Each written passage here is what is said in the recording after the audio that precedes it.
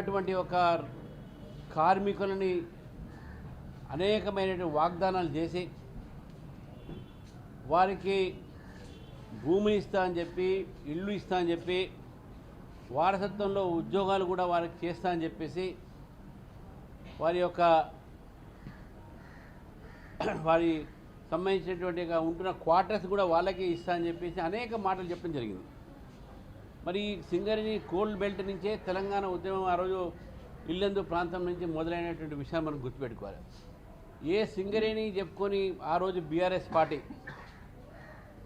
తెలంగాణ ఉద్యమంలో వీళ్ళందరినీ వారికి ఇచ్చినటువంటి వాగ్దానాలు ప్రభుత్వంలో వచ్చిన తర్వాత అవన్నీ మర్చిపోయారు.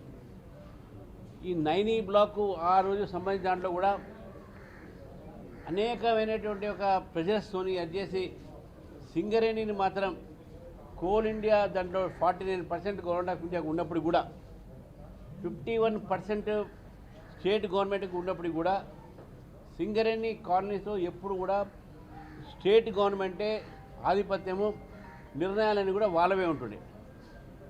అక్కడ ఉన్నటువంటి ఒక ఉద్యోగస్తులకు ఆ రోజు 75,000 మంది ఉద్యోగస్తులు ఉంటే మరి టీఆర్ఎస్ పార్టీ వచ్చిన తర్వాత అదంతా కూడా 42,000కు దిగిపోయింది. ఇప్పుడు ఈ యొక్క ప్రభుత్వం వచ్చిన 38,000 మంది ఉన్నారు. మరి వారి యొక్క రక్తాన్ని వారి చెమటని ధారపోసి సింగరేణిని దాదాపు ఒక లాభాల్లో పెట్టినటువంటి ఒక కార్మికుల్ని మర్చిపోయి ఈరోజు అదే సింగరేణి పేరు మీద మీరు చేస్తున్నటువంటి ఒక వ్యాపారం, ఏ సింగరేణి అయితే దేశంలో అన్నిటికన్నా ఒక ప్రాఫిట్లో ఉన్నటువంటి ఒక ఆర్గనైజేషన్, అది ఇప్పుడు చెప్తారు లాస్ ఉందని అది ఉందని చెప్పేసి. లాస్ ఉంటే మన మెస్సీ వచ్చినప్పుడు 10 కోట్ల రూపాయలు దాంతో స్పాన్సర్షిప్ ఎందుకు చేయించుకున్నారు? ఈరోజు లాస్ ఉంటే ఈరోజు మీరు సైట్ విజిట్ అనేది మీరు వీళ్ళే కాంగ్రెస్ ప్రభుత్వం తీసుకొచ్చింది, దాని పేరు మీద అక్కడ పోయి మీ యొక్క సంబంధించినటువంటి వాళ్ళకే టెండర్లు ఇవ్వాలనే నిర్ణయం ఎట్లా తీసుకుంటారు? కాబట్టి ఈరోజు కాంగ్రెస్ పార్టీ బీఆర్ఎస్ పార్టీ రెండు కూడా సింగరేణి పరిస్థితి కానీ ఈ నైనీ బ్లాక్లో జరుగుతున్నటువంటి అవకతవకలు కానీ సింగరేణిలో జరిగినటువంటి అవకతవకలు అన్నిటికీ కూడా ఈ రెండు ఒక ప్రభుత్వాలకు కారణం. నైనీ బ్లాక్ సంబంధించిన దాంట్లో కూడా ఈరోజు ఎందుకు క్యాన్సిల్ చేశారని చెప్పేసి కూడా బట్టి విక్రమార్క గారు చెప్పాలి ప్రజలకు. ఎందుకు వాళ్ళకి ఇచ్చారు, ఎందుకు వారు ఇది ఈరోజు క్యాన్సిల్ చేయడం జరిగింది, ఎవరెవరి దగ్గర ఎవరెవరికి ఎంతెంత ముడుపులు పుట్టినాయి.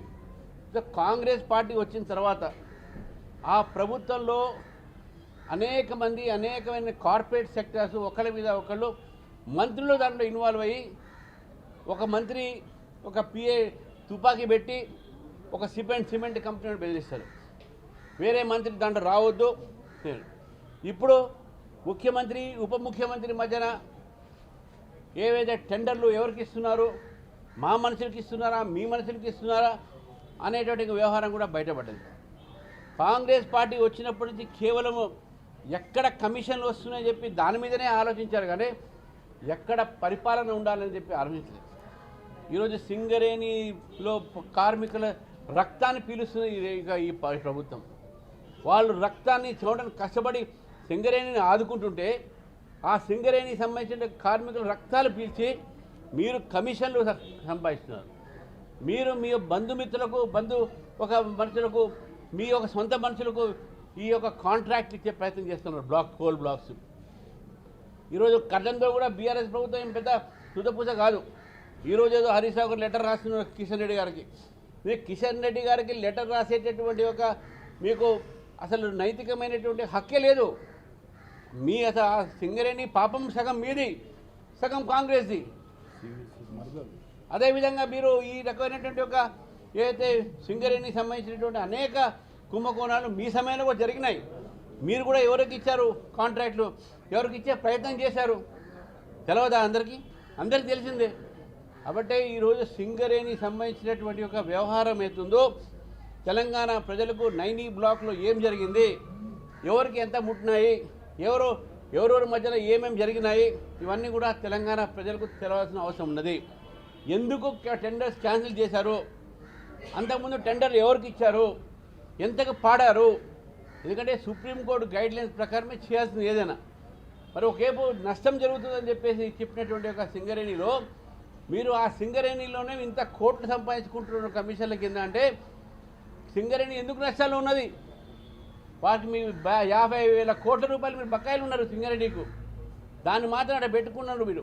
వాళ్ళకు జీతాలు ఇవ్వాలంటే బ్యాంకుల దగ్గర అప్పులు తీసుకొచ్చి ఇస్తున్నారు మీరు. మరి దాన్ని పెట్టినటువంటి 40 కోట్లు 50,000 కోట్లు దాంతో ఇక్కడ ఉన్నటువంటి కార్మికులు ఏం లాభం చేస్తున్నారు? ఈ ప్రభుత్వం ఇది ఒక మొత్తం కాంగ్రెస్ ప్రభుత్వం ఒక్క ఈ సింగరేణిలో నైనీ బ్లాక్లోనే కాదు అన్ని అంశాల్లో కూడా వాళ్ళ మంత్రుల మధ్యన తగాదా సామాన్య ప్రజలకు పరిపాలన పక్కకు పెట్టి మీ కమిషన్ల కోసం మీ యొక్క కాంట్రాక్ట్ల కోసం మీ బంధుమిత్రులు కాంట్రాక్ట్ చేయడానికి మీరు ఈరోజు మీ యొక్క ప్రభుత్వం పనిచేస్తుంది. మీ మంత్రులు ఎవరెవరి మధ్యన ఏమైనా గొడవలు ఉన్నాయి? ఎవరెవరు ఎంతెంత పంచుకుంటున్నారు? ఎవరు ఎక్కువ పంచుకుంటున్నారు? అక్కడనో కుటుంబ సభ్యులు ఎవరు ఎక్కువ పంచుకున్నారో ఏందో వాళ్ళ గొడవలు వాళ్ళవి. వాళ్ళు కూడా సింగరేణిలో అవతల చేశారు బీఆర్ఎస్. ఒకవేళ సింగరేణిలో హరీష్ రావు గారు అడిగినట్టే ఏదైనా ఎంక్వైరీ జరగాలంటే ఎంక్వైరీ బీఆర్ఎస్ ప్రభుత్వం దగ్గర నుంచి బీఆర్ఎస్ ప్రభుత్వంలో జరిగినటువంటి ఒక సింగరేణి వ్యవహారాల్లో అప్పటి నుంచి ఇప్పటిదాకా దాని మీద ఎంక్వైరీ జరగాల్సిందే. అది సిబిఐ కానీ అది సిట్ కానీ ఇంకేదైనా సివిసి కానీ విజిలెన్స్ కమిషన్ కానీ ఏ ఒక్క కమిషన్ ఉన్నా ఏ దర్యాప్తు ఏజెన్సీలు ఉన్నా ఎవరు చేసిన దర్యాప్తు బీఆర్ఎస్ పార్టీ ఏ రోజైతే ప్రభుత్వాలు వచ్చి సింగరేణిని తన సొంత ప్రాపర్టీ కింద సొంత ఆస్తి కింద వాడుకున్నటువంటి ఒక సమయం నుంచి ఈరోజు మంత్రులు మా వాళ్ళకి ఇవ్వాలి కాంట్రాక్ట్లు, మాకు ఇవ్వాలి కాంట్రాక్ట్లు, మాకు దీంట్లో ఇంత రావాలి, మా వాడికి ఎందుకు ఇవ్వరు అనేటటువంటి కొట్లాడదాకా ఈ అన్నింటి మీదుగా సమగ్ర ఒక విచారణ జరపాల్సిందిగా అని చెప్పి భారతీయ జనతా పార్టీ డిమాండ్ చేస్తూ ఉంది. హరీష్ రావు గారికి నేను ఒకటే చెప్తాను, మీరు ఏదో ఉత్తరం రాసి కిషన్ రెడ్డి గారికి ఇంకేదో ఎంక్వైరీ కావాలని చెప్పేసి మీరేదో శుద్ధ పూసిన BRS party not against Congress, it was against BJP phone tapping చేసింది.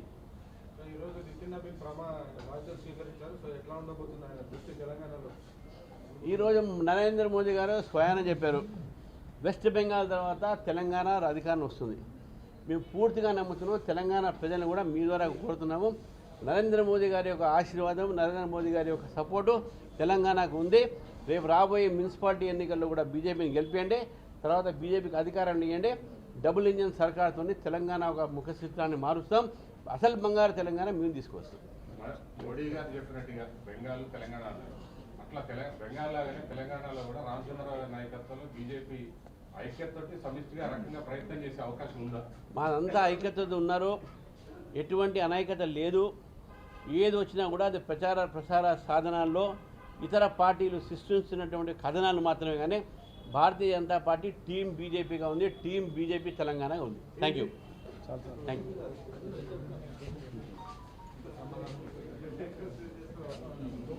అది పొరపాటు. ఈ రాష్ట్రానికి భ్రష్టు పెట్టించింది, పాపం తగిలించింది ఫస్ట్ మీరు, దాన్ని కొనసాగిస్తుంది కాంగ్రెస్ పార్టీ. కాబట్టి ఇద్దరు పాపాత్మకులు, ఇద్దరు కార్మికుల రక్తాన్ని పీల్చారు, ఇద్దరు కార్మికుల చోటల్ని మీరు మీ యొక్క లాభాల కోసం మీ కమిషన్ కోసం వాడుకున్నారు. కాబట్టి రెండు పార్టీలు కూడా, రెండు ప్రభుత్వాలు, గతంలో బీఆర్ఎస్ ప్రభుత్వం, ఇప్పుడు కాంగ్రెస్ ప్రభుత్వం కూడా సింగరేణి ప్రజలకు క్షమాపణ చెప్పి ఈ కోల్ బ్లాక్స్లో ఇంతవరకు ఎందుకు క్యాన్సిల్ చేశారు, ఎందుకు ఇది అయింది, ఎందుకు పారదర్శకత లేదు అనే విషయాన్ని తెలంగాణ ప్రజలకు స్పష్టత చేయాలని చెప్పేసి కూడా ఈరోజు పత్రికా ద్వారా డిమాండ్ చేస్తాం. సార్, ఇప్పుడు ఈ సింగరేణి ఇష్యూతో పాటు ఈ కోల్ ఇష్యూస్ అన్నిటిపైన విచారణ కోసం రాష్ట్ర అధ్యక్షుడిగా మీరు ఎవరికైనా లేఖ రాస్తారా దర్యాప్తు సంస్థలకు? ఇప్పుడు మేము లేఖ రాసిన అవసరం లేదు. ఇది కిషన్ రెడ్డి గారి ఒక కోల్ మినిస్ట్రీలో వాళ్ళు వివరణ తర్వాత ఇస్తే వాళ్ళు, ఎందుకంటే వాళ్ళు లెటర్ రాశారు కాబట్టి వివరణ ఇచ్చే అవకాశాలు ఉంటాయి. మేము డిమాండ్ చేసే, ఎందుకంటే ప్రతిదానికి కూడా సిబిఐ అనేది ఒక ఆన్సర్ కాదు. స్టేట్ గవర్నమెంట్లో కూడా సిట్ ఉన్నది, స్టేట్ గవర్నమెంట్లో కూడా విజిలెన్స్ కమిషన్స్ ఉన్నాయి, సెంట్రల్లో కూడా సివిసి ఉన్నది. కాబట్టి ఏ దర్యాప్తు సంస్థకి ఇచ్చినా, అది కూడా చెప్తున్నాను, ప్రభుత్వం ఏ దర్యాప్తుకి ఇచ్చినా కూడా ఆ స్కోప్ ఆఫ్ ఇన్వెస్టిగేషన్ అవుతుందో, స్కోప్ ఆఫ్ ఎంక్వైరీ అవుతుందో అది బీఆర్ఎస్ ప్రభుత్వం దగ్గర నుంచి మొదలు పెట్టాలి. సెలెక్టివ్గా మళ్ళీ ఒక నైనీ కోల్ బ్లాక్ ఈ యొక్క పార్ట్ 2024లో సైట్ విజిట్ తర్వాత చేసినటువంటి ఒక బ్లాక్స్ టెండర్లు కాకుండా అంతకుముందు కూడా టీఆర్ఎస్ పార్టీలో చేసినటువంటి ఒక టెండర్లు ఎవరికి ఇచ్చారు, ఎందుకు క్యాన్సిల్ చేశారు, అవన్నీ కూడా బయట చేయాల్సిన అవసరం ఉన్నది. రామచంద్ర గారు, గతంలో బీఆర్ఎస్ ప్రభుత్వంలో జరిగినటువంటి అవినీతిని వెలికితీస్తామని స్వయంగా ప్రధాని మోడీ, అదేవిధంగా హోంమంత్రి అమిత్ షా గారు చాలాసార్లు చెప్పారు. కానీ ఇప్పటి వరకు కూడా కేంద్ర ప్రభుత్వం బీఆర్ఎస్ ప్రభుత్వాలలో జరిగినటువంటి అవినీతి కానీ, అవకతవకలు, కుంభకోణాలపైన విచారణ కానీ దర్యాప్తు జరపడానికి ఎందుకు వెనకడి వేస్తుంది?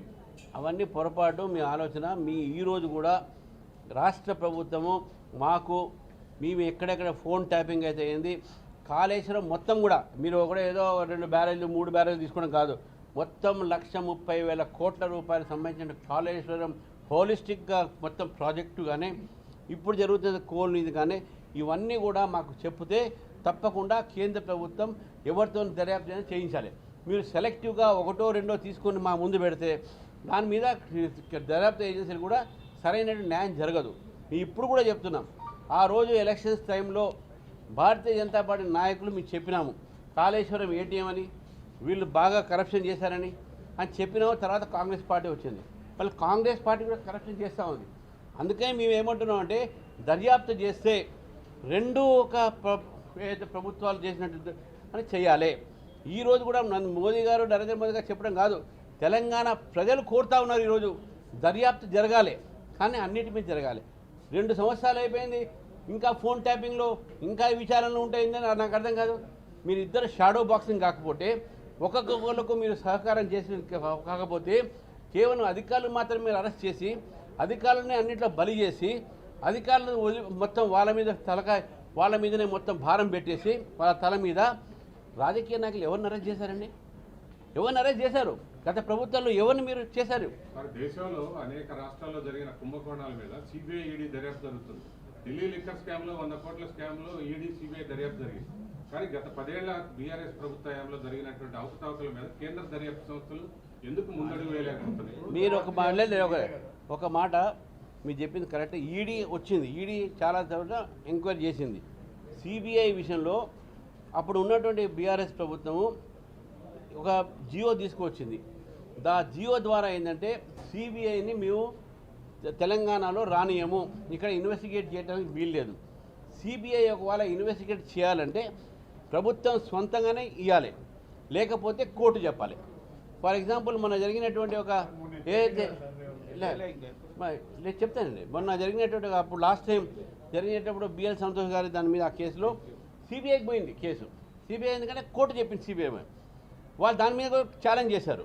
సో కాబట్టి రాష్ట్ర ప్రభుత్వము పర్మిషన్ ఇస్తేనే సిబిఐ ఎంట్రీ అవుతుంది. ఈడీ అయితే చేయొచ్చు. ఈడీ చాలా కేసెస్లో చాలా దాంట్లో ఇన్వెస్టిగేట్ చేస్తూ ఉన్నది, దానికి పర్మిషన్స్ అవసరం లేదు. ఈడీ ఇన్వెస్టిగేట్ చేస్తుంది, రిపోర్ట్ ఇస్తుంది, దాంట్లో అవకతవకలు కనబడితే డెఫినెట్గా దాని మీద వాళ్ళు యాక్షన్ తీసుకుంటున్నారు. చాలామంది ఎక్కువ విచారిస్తున్నారు, వాళ్ళ మీద చాలామంది మీద కేసులు పడ్డాయి. తమిళనాడులో జరగాల్సినంత వేగంగా విచారణ జరపాల్సిన పరిస్థితులు ఇంకా తెలంగాణలో రాలేదనంటే అక్కడ కూడా ఇదే పరిస్థితి. తెలంగాణలో ఉన్న పరిస్థితి వెస్ట్ బెంగాల్ ఉన్నది. వెస్ట్ బెంగాల్ లాగానే ఇక్కడ కూడా వేగంగా చేయాలని చెప్పేసి కూడా మేము ఇక్కడ ముందుగా లోకల్ ఇన్వెస్టిగేషన్ ఏజెన్సీస్ వాళ్ళు చేయాలి. వాళ్ళు చేయకపోతే అప్పుడు మేము కేంద్ర ప్రభుత్వం దగ్గర మేము పోతాం. మన ఏజెన్సీస్ ఏదైనా కేంద్ర ప్రభుత్వంలో చేయమంటే వాళ్ళు చేయాలి. కానీ మన వెస్ట్ బెంగాల్లో ఉన్న పరిస్థితులు ఇక్కడ పరిస్థితులు కొద్దిగా డిఫరెంట్ ఉన్నది. వెస్ట్ బెంగాల్లో ర్యాంపెంట్ ఉన్నది, ఇక్కడ 2 ప్రభుత్వాల మధ్య ఉంది. అక్కడ ఒక ప్రభుత్వం మధ్య నుంచి వస్తుంది, ఇక్కడ 2 ప్రభుత్వాలు ఇక్కడ మీద చేయాల్సిన అవసరం ఉన్నది. కాబట్టి దీంట్లో కొన్ని టెక్నికాలిటీస్ ఉంటాయి.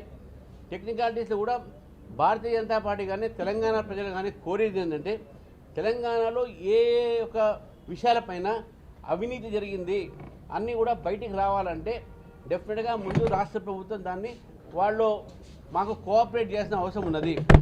ఆ కోఆపరేట్ చేస్తే మీరు చేస్తామని చెప్పేసి ఇన్వెస్టిగేటింగ్ ఏజెన్సీస్ చాలా చెప్పారు. రాష్ట్ర ప్రభుత్వాలు 2 కూడా గతంలో ఉన్నది, ఈ ప్రభుత్వం కూడా కేంద్ర ఒక ఇన్వెస్టిగేషన్ ఏజెన్సీని వాళ్ళు కోఆపరేట్ చేయట్లేదు. చేస్తే మాత్రం తప్పకుండా అనేక అంశాలు బయటపడతాయి, కోట్లాది సంబంధించినటువంటి ఒక స్కామ్లు బయటపడతాయి. సింగరేణికి సంబంధించి టెండర్లు, నైనికోల్, బ్లాక్ ట్రేడ్ ఇవంతా కూడా సింగరేణిలో 49% కేంద్ర ప్రభుత్వం వాటా ఉంది.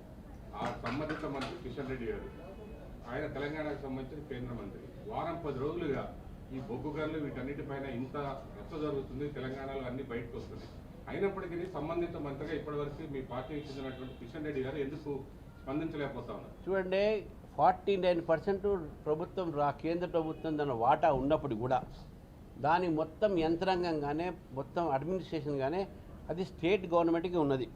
సెంట్రల్ గవర్నమెంట్ ఓన్లీ ఒక షేర్స్ మాత్రమే ఉన్నాయి. అడ్మినిస్ట్రేటివ్ కంట్రోల్ మొత్తం కూడా స్టేట్ గవర్నమెంట్కి ఉంది. కాబట్టి సెంట్రల్ గవర్నమెంట్ దీంట్లో ఇంటర్ఫియరెన్స్ లేదు. ఒక్క ప్యూన్ని కూడా వాళ్ళు అపాయింట్ చేయలేరు, ఒక ప్యూన్ని కూడా ట్రాన్స్ఫర్ చేయలేరు. అది కాబట్టి సెంట్రల్ గవర్నమెంట్ స్టేట్ గవర్నమెంట్ మధ్యన అగ్రిమెంట్ చూపెట్టమని చెప్పండి. ఈరోజు మన సింగరేణి కోల్ ఇండియాకి మధ్యన ఉన్న అగ్రిమెంట్ 40 years బ్యాక్ అయినట్టు అగ్రిమెంట్ని ప్రజల ముందు పెట్టమని చెప్పండి. దాంట్లో అడ్మినిస్ట్రేటివ్ కంట్రోల్ కేంద్ర ప్రభుత్వానికి లేదు. కాబట్టి ఏం చేయలేము. అది స్టేట్ గవర్నమెంట్ అండర్టేకింగ్ మాత్రమే.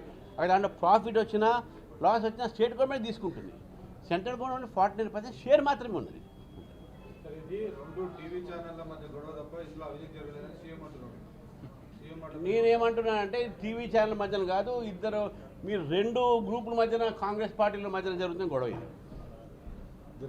2 మంత్రుల మధ్యన గొడవతున్నది. ముఖ్యమంత్రి, మంత్రి, లేకుంటే ఇంత మంత్రులు, లేకుంటే ఒక కార్పొరేట్ సెక్టర్ని తీసుకొచ్చి తుపాకీ పెట్టడం ఏంది, పేపర్లో రాగానే వాళ్ళకి క్యాన్సిల్ చేయడం ఏంది?